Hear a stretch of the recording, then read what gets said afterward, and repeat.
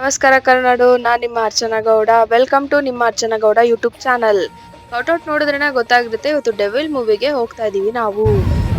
ನೋಡಿ ಗಾಯ್ಸ್, ಈ bus movie ಭಾನುವಾರ ಕೂಡ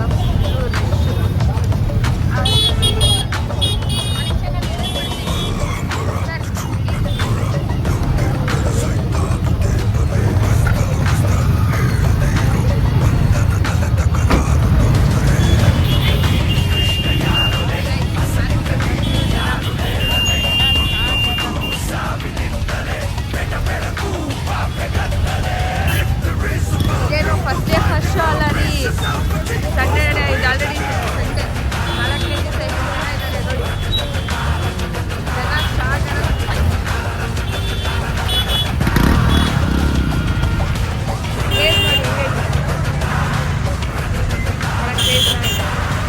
ಬರೀ ದರ್ಶನ್ ಫ್ಯಾನ್ಸ್ ಮಾತ್ರ ಕ್ರೇಜ್ ಇರೋದು.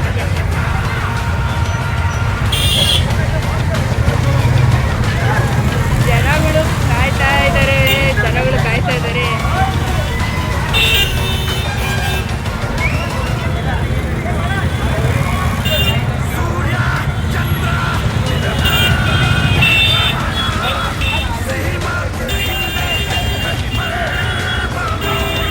ಇದು ಫಸ್ಟ್ ಡೇ ಫಸ್ಟ್ ಶೋ ಅಲ್ಲ, ಆಲ್ರೆಡಿ ಇವತ್ತು ಭಾನುವಾರ ದಿವಸ ಎಷ್ಟು ಜನ ಇದ್ದಾರೆ.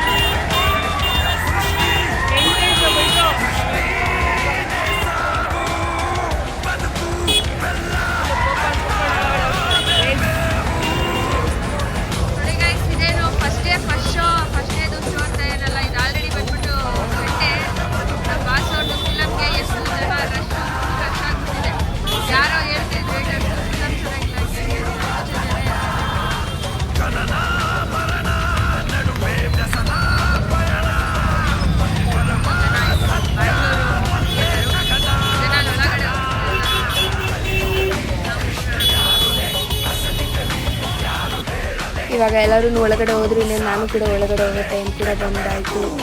ಏನೋ ಗೊತ್ತಿಲ್ಲ, ನನ್ನ ಭಾಷೆ ಪೆಟ್ರೋಲ್ ಕೊಡ್ಸಿದ್ರೆ ನೋಡ್ತಾನೇ ಇರಬೇಕು ಅಂತಲೇ ಅನಿಸುತ್ತೆ. ಫ್ಲಾಗು ಕೂಡ ನೋಡಿ, ನನ್ನ ಭಾಷೆ ಫಿಲಮೆಲ್ಲ ಹಿಂಗೆ ಹಾರಾಡ್ತಿದೆ. ಬನ್ನಿ ಒಳಗಡೆ ಹೋಗೋಣ.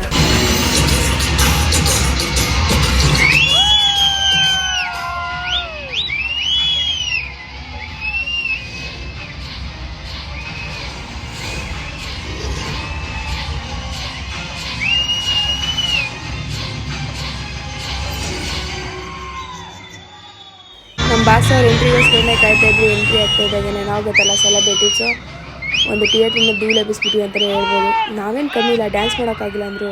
ಕೇಳಿಸ್ಕೊಳ್ಳಿ.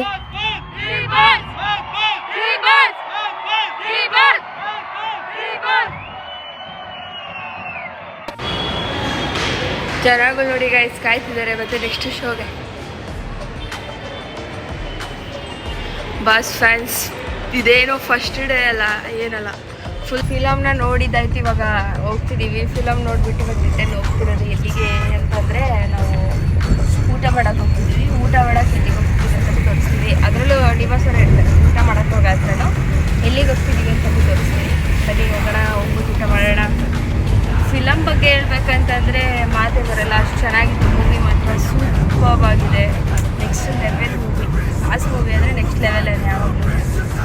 ಅದರಲ್ಲಿ ಯಾವುದೂ ಎಕ್ಸ್ಟ್ರಾ ಮಾತಿಲ್ಲ. ಬಟ್ ಅವರು ಸದ್ಯಕ್ಕೆ ಜೈಲಲ್ಲಿದ್ದಾರೆ ಅನ್ನೋದು ಅಷ್ಟೇ ಬೇಜಾರು. ಬಟ್ ಹೊರಗಡೆ ಬರ್ತಾರೆ ಬೇಗ ಬರ್ತೀವಿ ನಾವು.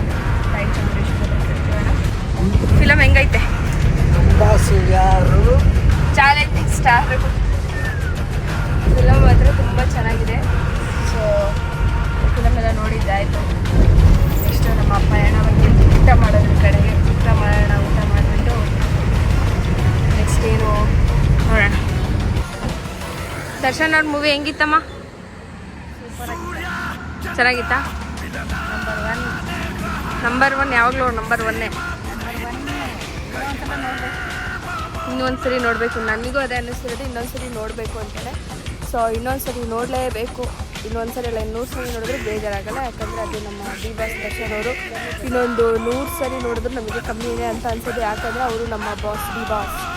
ಅವ್ರು ನಮ್ಮ ಬಾಸ್ ಅನ್ನೋದಕ್ಕಿಂತ ಮೂವಿ ನೆಕ್ಸ್ಟ್ ಲೆವೆಲ್ ಇದೆ. ಸ್ಟೋರಿ ಆಗಿರ್ಬೋದು, ಆ ಡೈಲಾಗ್ಸ್ ಆಗಿರ್ಬೋದು, ಸೂಪರ್ ಆಗಿದೆ. ಯಾವುದೂ ಎಲ್ಲರೂ ಕಮ್ಮಿ ಅಂತಲೂ ಅನಿಸಲ್ಲ. ಏನಮ್ಮ? ನೋಡಿರಿ ಅವ್ರು ಹೇಳ್ತಿದ್ರು ಒಂದೊಂದು ಸೀನು ಬೋರ್ ಆಗಲ್ಲ, ಚೆನ್ನಾಗಿರುತ್ತೆ ಅಂತ ಹೇಳ್ಬಿಟ್ಟು. ಸೊ ನಮಗಂತೂ ತುಂಬಾ ಇಷ್ಟ ಆಯಿತು. ಮೂವಿ ಎಲ್ಲ ನೋಡಿದ್ವಿ. ಇವಾಗ ಆವಾಗಲೇ ಹೇಳಿದ ಊಟ ಮಾಡೋಕ್ಕೆ ಹೋಗ್ತಿದ್ವಿ. ಬನ್ನಿ ಊಟಕ್ಕೆ ಹೋಗೋಣ, ಊಟ ಮಾಡಿಬಿಟ್ಟು ನೆಕ್ಸ್ಟ್ ಏನು ಅಂತ ಹೇಳ್ತೀವಿ. ನೋಡಿ ಗೈಸ್, ನಾವು ಬಂದಿರೋದು ಇಲ್ಲಿಗೆ ತೂಗುದೀಪ ಅದಕ್ಕೆ ಬಿರಿಯಾನಿ. ಸೊ ನಮ್ಮ ಭಾಷೆ ಅವ್ರ ಮೂವಿ ನೋಡಿದ್ವಿ, ಅವ್ರದ್ದೇ ಹೆಸರು ಹೋಟ್ಲಿಗೆ ಹೋಗಿದ್ವಿ. ಬನ್ನಿ ಹೋಗ್ಬಿಟ್ಟು ಊಟ ಮಾಡಿ ನಾನು ನಿಮ್ಗೆ ಹೇಳ್ತೀನಿ ಯಾವ ಥರ ಇತ್ತು ಟೇಸ್ಟ್ ಅಂತ ಎಲ್ಲ. ಈ ಹೋಟ್ಲಲ್ಲಿ ಇನ್ನೊಂದು ಸ್ಪೆಷಾಲಿಟಿ ಏನಂದರೆ ಊಟನ ಬಾಳೆಯಲ್ಲಿ ಕೊಡ್ತಾರೆ. ತುಂಬಾ ಚೆನ್ನಾಗಿರುತ್ತೆ. ಬಾಳೆಯಲ್ಲಿ ಊಟ ಮಾಡೋದು ಒಂದೊಳ್ಳೆ ಗುಡ್ ಎಕ್ಸ್ಪೀರಿಯೆನ್ಸ್ ಆಗಿರುತ್ತೆ. ಹಾಗೆಯೇ ಬಿರಿಯಾನಿ ಅಂದರೆ ಆಲ್ಮೋಸ್ಟ್ ನಮಗೆ ಆಲ್ ಟೈಮ್ ಫೇವ್ರೆಟ್ ಥರ. ಅದರಲ್ಲೂ ಇಲ್ಲಿ ಟೇಸ್ಟ್ ಮಾತ್ರ ಇನ್ನೂ ನೆಕ್ಸ್ಟ್ ಲೆವೆಲಲ್ಲೇ ಮಾಡಿರ್ತಾರೆ. ನಮಗೂ ಊಟ ಮಾಡಬೇಕಾದ್ರೆ ಮನೆಯಲ್ಲಿ ಬಿರಿಯಾನಿ ಮಾಡಿದ್ರೆ ಹೆಂಗಿರುತ್ತೋ ಅದೇ ಟೇಸ್ಟ್ ಇರುತ್ತೆ. ಸೂಪರ್ಬಾಗಿರುತ್ತೆ, ಅದರಲ್ಲಂತೂ ನೋ ಡೌಟ್. ತುಂಬ ಚೆನ್ನಾಗಿರುತ್ತೆ. ಸೊ ನೆಕ್ಸ್ಟು ನಾವು ಊಟ ಮುಗಿಸ್ಕೊಂಡು ಹೊರಟಿದ್ದು ಮತ್ತೆ ಒಂದು ಮಾಲ್ಗೆ ಹೋಗ್ತಾಯಿದ್ದೀವಿ. ಈಗ ನೆಕ್ಸ್ಟು ಮಾಲ್ಗೆ ಯಾಕೆ ಹೋಗ್ತಾಯಿದ್ದೀವಿ ಅಂತಂದರೆ ಮಾಲಲ್ಲೂ ಕೂಡ ನಮ್ಮ ಒಂದು ಡಿಬಾಸ್ ಅವ್ರಿಗೆ ಸಂಬಂಧಪಟ್ಟಿರೋ ಒಂದು ವಸ್ತು ಇದೆ, ಅದಕ್ಕೋಸ್ಕರ ಮಾಲ್ಗೆ ಹೋಗ್ತಾಯಿದ್ದೀವಿ. ಸೊ ಡಿಬಾಸ್ ಅವ್ರಿಗೆ ಸಂಬಂಧಪಟ್ಟಿರೋ ವಸ್ತು ಮಾಲಲ್ಲಿದೆ ಅಂದಿದ ತಕ್ಷಣ ಆಲ್ಮೋಸ್ಟ್ ಈ ಲಾಗ್ ನೋಡ್ತಿರೋರಿಗೆ ಒಂದು ಸುಳಿವು ಸಿಕ್ಕಿರುತ್ತೆ, ಕ್ಲೂ ಏನಂತ ಅಂದರೆ ಡಿಬಾಸ್ ಅವ್ರಿಗೆ ಸಂಬಂಧಪಟ್ಟಿರೋ ಒಂದು ವಸ್ತು ಒಂದು ಮಾಲಲ್ಲಿದೆ ಅಂತಂದರೆ ಅದು ಒರಿಯನ್ ಮಾಲೆ.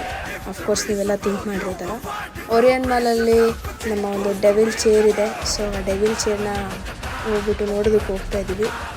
ಹೌದು, ಇದಕ್ಕಿಂತ ಮೊದಲೇ ಹೋಗ್ಬೋದಿತ್ತು ಡೆವಿಲ್ ಚೇರ್ ನೋಡೋಕ್ಕೆ, ಬಟ್ ಹೋಗಲಿಲ್ಲ ಅನ್ನೋದಕ್ಕೂ ಒಂದು ಕಾರಣ ಇದೆ. ಅದೇನು ಕಾರಣ ಅಂತ ಅಂದರೆ ಕ್ರೇಜು ಫಿಲಮ್ ಬಂದು ಮೇಲೆ ಮುಗ್ದೋಗ್ಬಿಡುತ್ತೆ ಅಂದ್ಕೊಂಡ್ಬಿಟ್ಟಿರ್ತಾರೆ.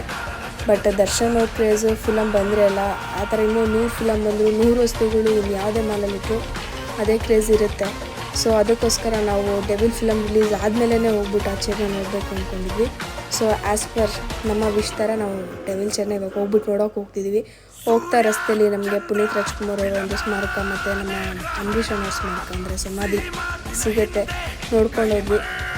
ಆಲ್ರೆಡಿ ವಿಸಿಟ್ ಅಂತೂ ತುಂಬ ಸಲ ಮಾಡಿದ್ದೀವಿ, ತುಂಬಾ ಚೆನ್ನಾಗಿದೆ. ಬಟ್ ತುಂಬ ದುಃಖ ಆಗುತ್ತೆ ನಾವು ಪುನೀತ್ ರಾಜ್ಕುಮಾರ್ ಅವರ ಸಮಾಧಿ ನೋಡಿದಾಗ.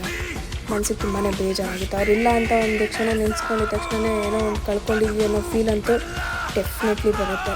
So we miss you Puneeth Rajkumar sir. ಹಾಗೆಯೇ ನಮ್ಮ ಪಯಣ ಬಂದುಬಿಟ್ಟು ಓರಿಯನ್ ಮಾಲ್ ಕಡೆಗೆ ಸಾಗ್ತಾ ಇದೆ. ಓರಿಯನ್ ಮಾಲ್ ಕಡೆಗೆ ಹೋಗ್ತಿರೋದಕ್ಕೆ ಕಾರಣ ನಮ್ಮ ಡೆವಿಲ್ ಚೇರ್ ಅಲ್ಲಿರೋದಕ್ಕೆ ಓರಿಯನ್ ಮಾಲ್ಗೆ ಹೋಗ್ತಿರೋದು ಇವಾಗ ಇಂಪಾರ್ಟೆಂಟಾಗಿ.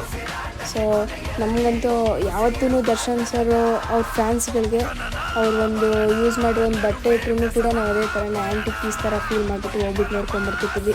ಸೊ ನಾವು ಫೈನಲಿ ಓರಿಯನ್ ಮಾಲ್ಗೆ ರೀಚ್ ಆಗಾಯಿತು. ನೋಡ್ತಿದ್ದೀರಲ್ವ ಜನನೂ ಯಾವ ಥರ ಇದ್ದಾರೆ ಅಂತ ಹೇಳ್ಬಿಟ್ಟು ತುಂಬಾ ಜನ ಸೇರಿದರು. ಸೊ ಇಲ್ಲಿ ಜನ ನೋಡೋದಕ್ಕೆ ನಿಮ್ಗೆ ಸ್ವಲ್ಪ ಕಮ್ಮಿ ಅನ್ನಿಸ್ಬೋದು, ಬಟ್ ಫೋಟೋ ತೆಗೆಸ್ಕೊಳ್ಳೋ ಕ್ರೇಜ್ ಮಾತ್ರ ತುಂಬ ಇತ್ತು. ನಾನು ಒಂದು ಫೋಟೋ ತೆಗೆಸ್ಕೊಳ್ಳೋಕ್ಕೋಸ್ಕರ ಏನಿಲ್ಲ ಅಂದರೆ ಒಂದು 10-15 ಮಿನಿಟ್ಸ್ ಅಂತ ವೆಯ್ಟ್ ಮಾಡಿದೆ. ಚೇರ್ ನೋಡಿ ಹೇಗಿದೆ, ನಮ್ಮದು ಒಂದು ಫೋಟೋ ಇರಲಿ ಅಂತ ತೆಗೆಸ್ಕೊಂಡಾಯಿತು ಕೂಡ.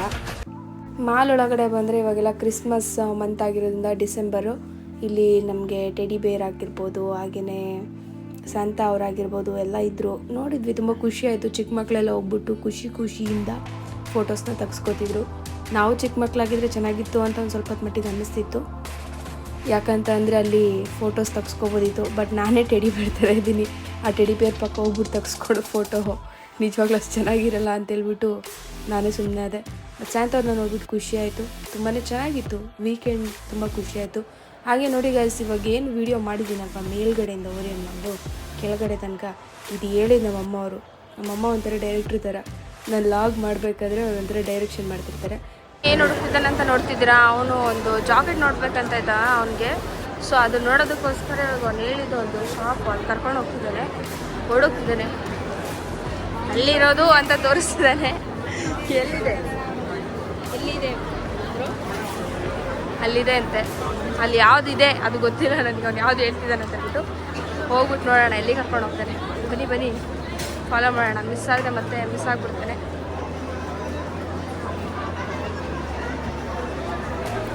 ಫಾಲೋ ಮಾಡಿ ಯಾವುದು ಬಸ್ ಬೇಕು ನೋಡಿ ನೋಡೋಣ. ಫಸ್ಟು ಈ ಸೆಲೆಕ್ಟ್ ಬೈ ಮಾಡ್ಬೋದು. ನಾನು ಇಲ್ಲಿದೆ ಅಂದಿದ್ದು ಇದನ್ನು ಶಾಪ್ ಇನ್ನೂ ಬೇರೆ ಹತ್ರ ಇದೆ. ಅವ್ನು ಇಳ್ಕೊಂಡು ಹೋಗೋದಕ್ಕೋಸ್ಕರ ಇಲ್ಲಿದೆ ಅಂತ ಇವಾಗ ನಮ್ಮ ಅಮ್ಮನ ಇದ್ರಲ್ಲಿ ಕರ್ಕೊಂಡು ಹೋಗೋದು ನನಗೊಂದು ದೊಡ್ಡ ಟೆಸ್ಟು. ನಮ್ಮಮ್ಮ ತೆಗಿ ನಾನು ಹೋಗ್ತೀನಿ ಅಂತ ಹೇಳ್ಕೊಂಡು ಅವರೇ ಹೋಗ್ತಿದ್ದಾರೆ. ನೋಡೋಣ ಎಷ್ಟು ಬೇಗ ಹೋಗ್ತಾರಂತ. ಮೆಲ್ಲಕ್ಕೆ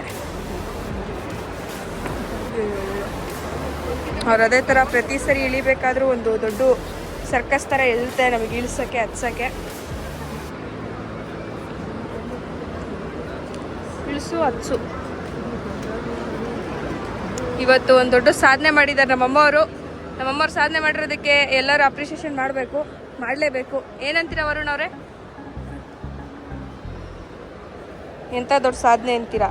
ಅವರೇ ಹತ್ತಿದ್ರು ಇಳಿಬೇಕಾದ್ರೆ. ಇವಾಗ ಇಳಿಬೇಕಾದ್ರೆ ಅವರೇ ಇಳ್ಕೊತಾರೆ ನೋಡಿ ಹೆಂಗೆ ಇಳಿತಾರಂತ. ವಾವ್, ಕಲ್ತ್ಬಿಟ್ರು ನಮ್ಮಮ್ಮ, ಕಲ್ತ್ಬಿಟ್ರು ಗೈಸ್ ಯಾವ ಥರ ಹತ್ತಬೇಕು ಇಳಿಬೇಕು ಎಲ್ಲಾದರೂ ಕಲ್ತ್ಬಿಟ್ಟಿದ್ದಾರೆ. ಏನಿದೆ ನೆಕ್ಸ್ಟ್ ನಮ್ಮಮ್ಮ ಒಬ್ಬನೇ ಕಳಿಸೋದು ಮಾಲಿಗೆಲ್ಲ ಬರಬೇಕಾದ್ರೆ ನಮ್ಮ ಅವಶ್ಯಕತೆನೇ ಇರಲ್ಲ. ನಮ್ಮಮ್ಮ ಒಬ್ಬರೇ ಬರ್ತಾರೆ, ನಮ್ಮಮ್ಮ ಒಬ್ಬರೇ ಹೋಗ್ತಾರೆ. ಇನ್ಮೇಲೆ ಅವ್ರೊಬ್ಬರನ್ನೇ ಮಾಲಿಗೆ ಕಳಿಸ್ತಿರ್ತೀವಿ. ಏನಮ್ಮ ನೀನೊಬ್ಬಳೇ ಬಂದ್ಬಿಡು ಇನ್ಮೇಲೆ ಮಾಲಿಗೆ. ಯಾರು ಬೇಕಾಗಿಲ್ಲ ನಿಮಗೆ ಸಹಾಯಕ್ಕೆ. ನಮ್ಮಮ್ಮ ಒಬ್ಬರೇ ಬರ್ತಾರೆ ಇನ್ಮೇಲೆ, ಯಾರು ಬರಲ್ಲ ನಮ್ಮಮ್ಮನ ಜೊತೆ. ವರುಣ್ ಅವರು ಇನ್ನೂ ಕರ್ಕೊಂಡು ಹೋಗ್ತಾನೇ ಇದ್ದಾರೆ. ಅದೆಲ್ಲಿದೆ ಅಂತ ಗೊತ್ತಾಗ್ತಿಲ್ಲ. ಯಾವ್ದು ವರುಣ್ ನೀವು ನೋಡ್ಬೇಕಂತಿರೋದು? ಓಕೆ ಗೈಸ್, ಈ ಸೈಡಲ್ಲಿ ಅವ್ರಿಗೆ ಜಾಕೆಟ್ ಬೇಕಿದೆ, ಅದನ್ನ ನೋಡೋಕೆ ಹೋಗ್ತಿದ್ದೀವಿ. ನೋಡಿಬಿಟ್ಟು ನೋಡೋಣ. ಹೌದಮ್ಮ, ಅದರಲ್ಲೇ ನೋಡಿ ಅವ್ರಿಗೆ ಶಾಪಿಂಗ್ ಮಾಡೋಕ್ಕೋಸ್ಕರ ನಾವು ಹೋಗ್ತಿರೋದು. ನೋಡಿ ಅವರು ಯಾವುದು ಆಯ್ಕೆ ಮಾಡ್ಕೊಂಡಿದ್ದಾರೆ ಅಂದರೆ ಇದೇ ಥರದ್ದೇ ಬೇಕು ಅಂತ. ಇದೇ ಥರದ್ದಲ್ವಾ ವರುಣ್ ನೀನು ನೋಡ್ತಿದ್ದು?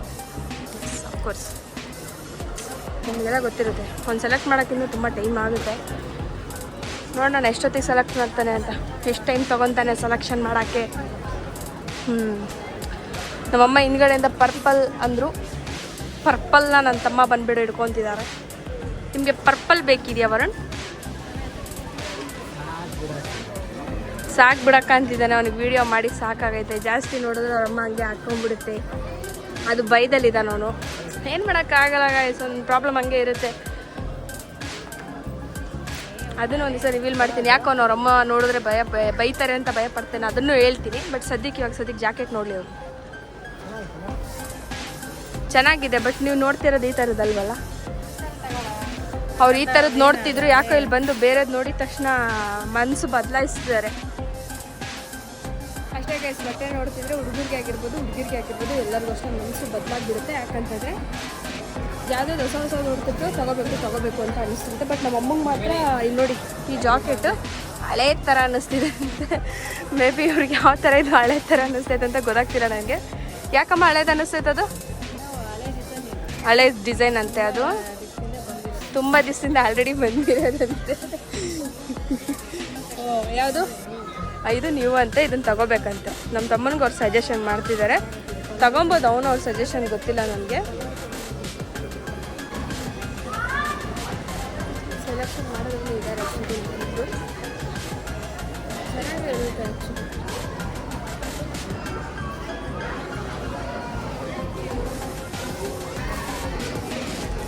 ಆ್ಯಕ್ಚುಲಿ ಹೇಳ್ಬೇಕಂದ್ರೆ ವರುಣ್ ಬಟ್ಟೆ ಸೆಲೆಕ್ಷನ್ ಮಾಡೋಕ್ಕೆ ತುಂಬಾ ಟೈಮ್ ತೊಗೊತಾರೆ. ನಾರ್ಮಲಾಗಿ ನಾನು ತೊಗೊಳಕ್ಕೆ ಹೋದ್ರೇ ನನಗೇ 1-2 ಅವರ್ ಕಾಯಿಸ್ತಾನೆ. ಅವ್ನು ತೊಗೋಬೇಕಂದ್ರೆ ನನ್ನ ಪ್ರಕಾರ ಇವತ್ತು ತಗೊಳಲ್ಲ. ಅವನು ಸುಮ್ಮನೆ ನೋಡ್ತಾನೆ. ಹಂಗಂದ್ರೆ ನೋಡೋಕೆ ಒಂದು ದಿವಸ, ಬಂದು ತಗೊಳಕ್ಕೆ ಒಂದು ದಿವಸ. ಅವನು ಒಂದೇ ಸರಿಗೆ ಅವ್ನು ಯಾವುದು ಇಷ್ಟಪಡಲ್ಲ ಬಟ್ಟೆ ಅದೆಲ್ಲ ವಿಚಾರ ಬಂದರೆ. ಲಕ್ಕಿಲಿ ಊಟ ಮಾತ್ರ ನಾವು ಹೇಳಿದ್ರೆ ಅವನು ಮಾಡೋಣ ಅಂತಾರೆ ಅಷ್ಟೇ. ಬಟ್ಟೆ ವಿಚಾರ ಅಂತಂದರೆ ಅವನು ಸ್ವಲ್ಪ ಅದನ್ನು ಜಾಸ್ತಿ ಅಲ್ಲಿ ಹೋಗಿ ನೋಡಿ ತಗೊಳ್ಳೋದು. ಮುಖ ಮುಚ್ಕೊಂಡು ನೋಡ್ತು. ಆವಾಗಲೇ ನಾವು ಬಂದು 1 ಅವರ್ ಆಯಿತು ಬುಜ್ಜಿಲಿ. 1 ಅವರಿಂದ ಒಂದು ಜಾಕೆಟ್ ನೋಡ್ತಿದ್ದೆ ಅಷ್ಟೇ. 1 ಅವರ್ ಟೈಮ್ ಅವನಿಗೆ ಬೇಕಾಗಿರೋದು. Taking 1 hour time to check ನೋಡಿ ಟ್ರಯಲ್ ಮಾಡ್ತಿದ್ದಾನೆ ಯಾವ ಥರ ಕಾಣಿಸುತ್ತೆ ಅಂತ. ಅಫ್ಕೋರ್ಸ್ ನನ್ನ ತಮ್ಮ ಯಾವ್ದು ಹಾಕೊಂಡು ಚೆನ್ನಾಗಿ ಕಾಣಿಸ್ತಾರೆ. ಅದೇ ಅಂತೆಲ್ಲ ಏನಿಲ್ಲ.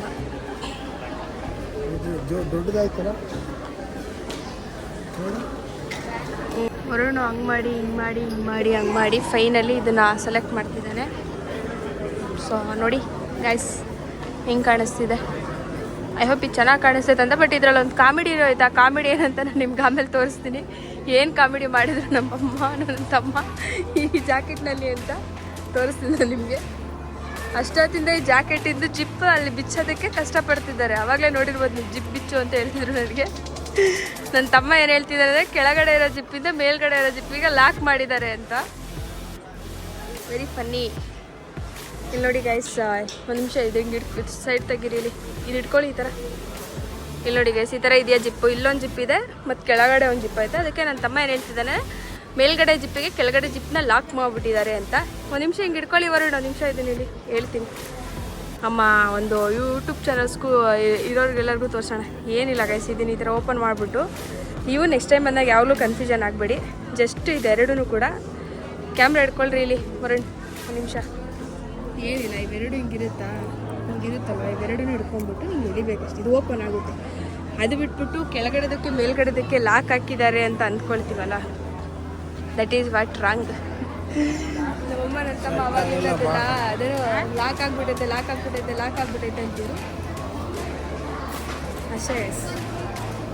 ಸಿಂಪಲ್. ಎಲ್ಲದಕ್ಕೂ ನಮ್ಮ ಥರ ಬುದ್ಧಿವಂತರಿದ್ರೆ ಒಂದು ಫ್ಯಾಮಿಲಿಯಲ್ಲಿ ಅದಕ್ಕೆ ಯಾರಾದರೂ ಒಬ್ಬರು ಬುದ್ಧಿವಂತರು ಇರಬೇಕು ಅಂತ ಹೇಳೋದು. ಆ ಬುದ್ಧಿವಂತರು ನಮ್ಮ ಥರ ಬುದ್ಧಿವಂತರು ಇರಬೇಕು ಯಾವಾಗಲೂ. ಏನಂತೀರಾ? ಸೊ ಫೈನಲಿ ಒಂದೊಂದು ಸೆಲೆಕ್ಷನ್ ಮಾಡಿದ್ದಾನೆ, ಅದೊಂದು ತೊಗೊಳ್ಳೋದು. ನಾನು ತೊಗೊಂಡು ಮನೆ ಕಡೆಗೆ ಪಯಣ ಬೆಳೆಸೋಣ. ಮನೆಯಲ್ಲಿ ತುಂಬ ಚೆನ್ನಾಗಿರುತ್ತೆ. ಒಂಥರ ಈ ಸ್ಯಾಟರ್ಡೆ ಸಂಡೇ ವೀಕೆಂಡ್ ಬಂದರೆ ಒಂಥರ ಫುಲ್ ಜಾತ್ರೆ ಥರ ಫೀಲ್ ಸೊ ಓರಿಯನ್ ಮಾಲಲ್ಲಿ ನನಗೆ ತುಂಬ ಇಷ್ಟ ಆಗೋಂಥ ಪ್ಲೇಸ್ ಅಂತ ಅಂದರೆ ಹಿಂದ್ಗಡೆ ಏನು ಕಾಣಿಸ್ತೀವಲ್ಲ ವಾಟರ್ ವ್ಯೂ, ಅದು ತುಂಬಾ ಚೆನ್ನಾಗಂತ ಅನಿಸುತ್ತೆ. ಆವಾಗಲೇ ಬಂದರೂ ನಾನು ಇಲ್ಲಿ ಮಾತ್ರ ವಿಸಿಟ್ ಮಾಡ್ತೀನಿ. ಮತ್ತು ನಮ್ಮ ಅಟ್ಟಿ ಕಾಫಿ ಏನಿದೆ ಅಲ್ಲಿ ಬಂದುಬಿಟ್ಟು ಸ್ವಲ್ಪ ಕಾಫಿ ಟೀ ಏನಾದರೂ ಕುಡ್ಕೊಂಡು ಹೊರಡೋದು ಅಷ್ಟೇ. ಅದು ಬಿಟ್ಟರೆ ಜಾಸ್ತಿ ಶಾಪಿಂಗ್ ಎಲ್ಲ ಏನೂ ಇರೋಲ್ಲ ನಮ್ಮದು ಓರಿಯನ್ ಮಾಲಲ್ಲಿ. ನೋಡೋದಕ್ಕೆ ತುಂಬ ಚೆನ್ನಾಗಿರುತ್ತೆ. ಅಲ್ಲಿ ವಾಟರ್ ಹತ್ರ ಎಲ್ಲನೂ ಆಲ್ಮೋಸ್ಟ್ ಎಲ್ಲರೂ ನೋಡಿರ್ತಾರೆ ಓರಿಯನ್ ಮಾಲಲ್ಲಿ ಬಂದವರು. ಹಾಗೆ ಇವಾಗ ನೋಡಿ ಇಲ್ಲಿ ಕ್ರಿಸ್ಮಸ್ ಹಬ್ಬ ಸೆಲೆಬ್ರೇಷನ್ ಅಂತ ಹೇಳ್ಬಿಟ್ಟು ಆಲ್ರೆಡಿ ಎಷ್ಟು ಚೆನ್ನಾಗಿ ಮಾಡಿದ್ದಾರೆ. ತುಂಬ ಚೆನ್ನಾಗಿ ಅನ್ನಿಸ್ತಿದೆ. ಸೊ ಇವತ್ತಿಂದು ಒಂದು ವೀಕೆಂಡ್ ಏನು ಔಟಿಂಗ್ ಬರೋದೆಲ್ಲ ಇಲ್ಲಿಗೆ ಮುಕ್ತಾಯ ಆಗುತ್ತೆ. ಇಲ್ಲಿಂದ ಮನೆಗೆ ಹೋಗ್ತೀವಿ ಅಷ್ಟೇ. ಮನೆಗೆ ಹೋದರೆ ಮುಗೀತು, ಹೋಗ್ಬಿಟ್ಟು ತಾಚಿ ಮಾಡಿ ಮತ್ತು ನಾಳೆ ರೆಗ್ಯುಲರ್ ನಮ್ಮದು ಆಫೀಸ್ಗೆ ಹೋಗೋದು. ಆಫೀಸ್ ಜೀವನ ಸ್ಟಾರ್ಟ್ ಆಗುತ್ತೆ. ವೀಕೆಂಡ್ ಮುಗಿಸ್ಕೊಂಡು ಇಷ್ಟೇ ಲೈಫ್. ಏನಂತೀರ ಜನರೇ? ಸೊ ನೆಕ್ಸ್ಟ್ ಲಾಗಲ್ಲಿ ಸಿಗೋಣ. ಅಲ್ಲಿ ತನಕ ಮಿಸ್ ಯು ಆಲ್ ಗೈಸ್. ನೀವು ಕೂಡ ನಾನು ಮಿಸ್ ಮಾಡ್ತಿರ್ತೀರಿ. ಬೇಗ ಬೇರೆ ಲಾಗ್ಸ್ನ ಕೂಡ ಅಪ್ಡೇಟ್ ಮಾಡ್ತಿರ್ತೀನಿ ನಮ್ಮ ಕನ್ನಡಿಗರಿಗೆಲ್ಲರಿಗೂ ನನ್ನ ಕಡೆಯಿಂದ. ಬಾಯ್. ಅಷ್ಟೇ.